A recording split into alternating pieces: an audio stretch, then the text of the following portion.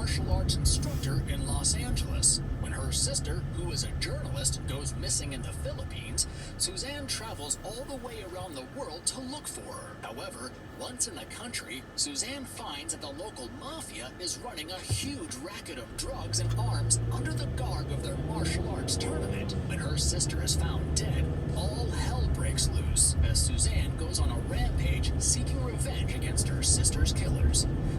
Yes, there is a plot for this movie, but you might just look past it as you'll be in awe of the gorgeous Jillian Kesner, who slays without much clothing for a major part of the film. She has about 10 fight scenes in the movie, and although they aren't the best in terms of martial arts, you won't be complaining. There are some unforgettable moments that ensure that this is classified as superior trash. The fight sequence where Jillian Kesner's bra was sliced off was actually an accident during filming, but Sergio Santiago decided to keep it for the movie. The final fight scene is simply epic, where you see the heroine steadily losing pieces of her clothing in the fight. There are some great shots taken around the Philippines that add to the cinematography. Not many people can combine a karate fight scene with a slow strip, and Sergio H. Santiago deserves all the credit for such innovations.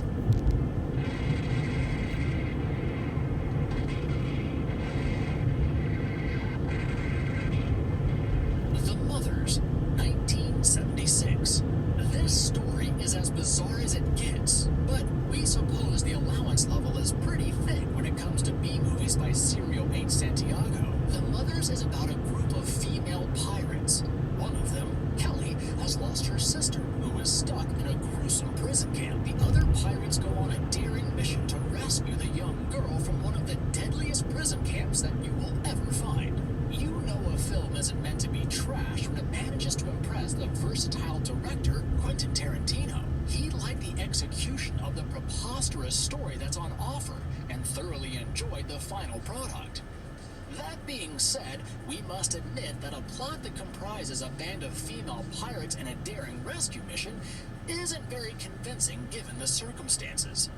The technical aspects might be poor, but the weaknesses become a strength for this film, as the wild and crazy moments make things entertaining. There is plenty of exciting action in this movie, but the ineptly staged martial arts fights can be a bit of a disappointment.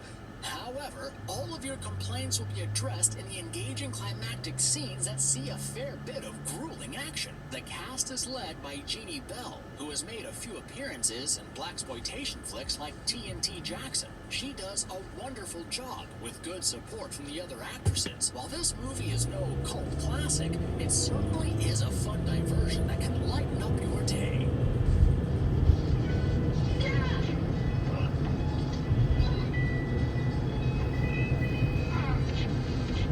TNT Jackson, 1974. Diana Jackson is a martial arts expert who gets news that her brother is missing. She arrives in Hong Kong to dig deeper into the disappearance and suspects the role of an influential gangster and his men. She gets help from a friend named Joe, and together they wage war on the deadly gang. No one is safe from the wrath of a lady who's desperate to get her beloved brother. You're in for a joyride if blaxploitation flicks or kung fu trash action films are entertaining for you. TNT Jackson has no pretension about what it is, and what it is a blatant, funky blaxploitation classic featuring the charming Jean Bell. While she's no Pam Grier, she does hog the limelight with a delightful performance. The plot is predictable, and the dialogue offers frequent laughs. Besides these, you have the conventional action scenes and the occasional nudity to spice things up. As for the action, there are some innovative sequences with a couple of special moves. Don't start comparing these with Jackie Chan classics and you won't be disappointed. Where the film really falters is the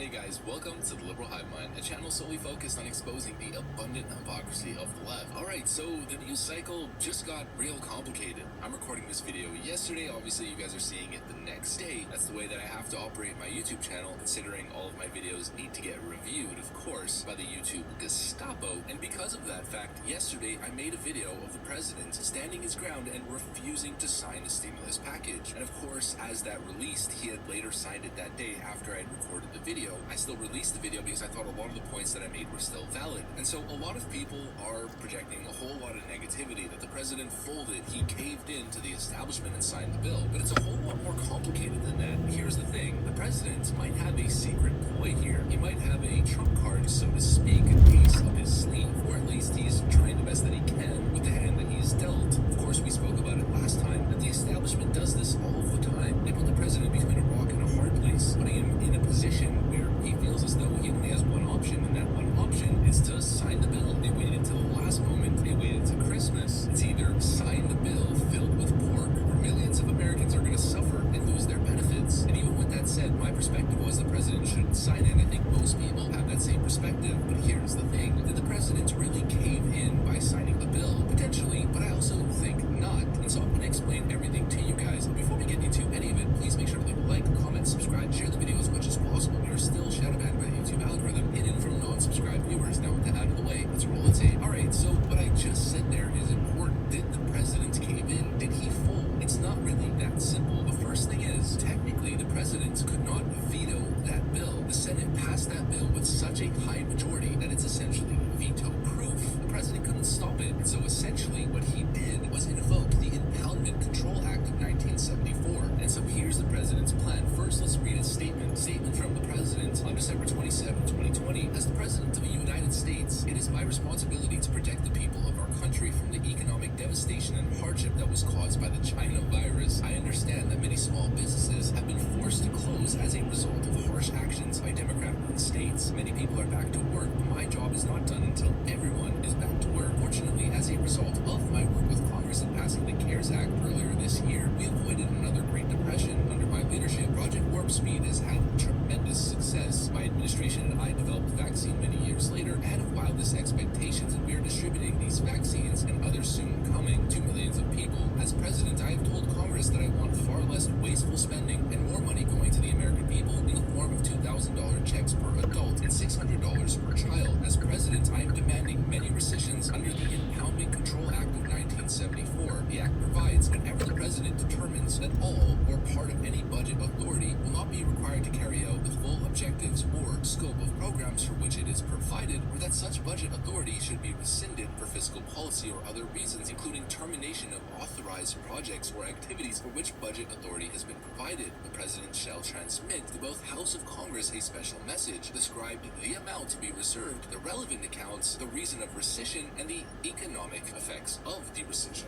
I will sign the omnibus and COOF package with a strong message that makes clear to Congress that wasteful items need to be removed. I will send back to Congress a redlined version, item by item, accompanied by the formal rescission request to Congress insisting that those funds be removed from the bill. And so that's a whole lot to take in. I know I read it fast, but here's the TLDR. This is exactly what's going on here. First, what is a rescission under the Impoundment Act? Put simply, if the president wants to spend less money than Congress provided for a particular purpose, he or she must first secure a law providing congressional approval to rescind the funding in question. The ICA requires that the president send a special message to Congress identifying the amount of the proposed rescission, the reasons for it, and the budgetary, economic, and programmatic effects of the rescission. Upon transmission of such special message, the president may withhold certain funding in the affected accounts for up to 45 legislative days. If a law approving the rescission is not enacted within the 45 days, any withheld funds must be available for obligation.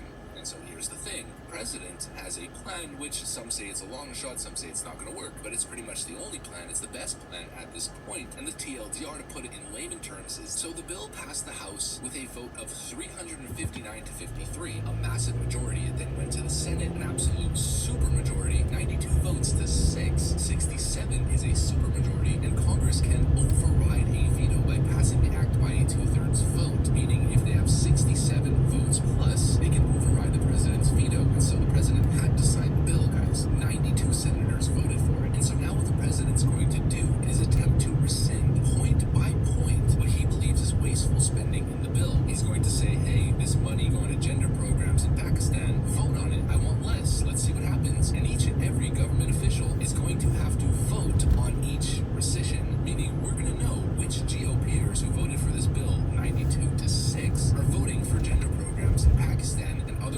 spending. This is 4D chess, folks. It's also going to stall on the spending for 45 days. And on top of that, the House is voting today, so you'll probably know the answer tomorrow, on the amendment to increase the $600 to $2,000 in stimulus relief. And of course, that's per head, so families are going to get anywhere from $4,000 to $5,000 to nearly $6,000 per family in stimulus relief. And so as we have stories like this, Top Dem slaps down Trump's demand for COOF package spending cuts and calls it dead on arrival after he finally caved and signed relief bill, while Mitch McConnell makes no mention of the president's $2,000 check demand in statement. And so the $2,000 amendment is going to pass the House, that's 100%. Whether it passes the Senate, we don't know yet. A decent amount of Republicans are going to vote against it. All the Democrats pretty much are going to vote for it. But if a couple Republicans vote for it, then it will pass. And then they'll have to vote on the rescissions to potentially reform the bill, meaning the president is most likely going to get the $2,000 for Americans, and then later on, there's a possibility that some of the spending, some of the wasteful foreign spending is cut based on how people vote on each and every element that the president outlines through the act. At least that's the way that I understand it. I've looked into it quite quickly, but this is what I understand, and you guys can correct me if I'm wrong, but I'm pretty sure this is the president's plan here, and if that's the case, and if it works out, then the man's an absolute genius. And now does this little excerpt from the president's statement make more sense? I will sign the omnibus and COOF package with a strong message that makes clear to Congress that wasteful items need to be removed. I will send back to Congress a redline version, item by item, accompanied by the formal rescission request to Congress insisting that those funds be removed from the bill. Item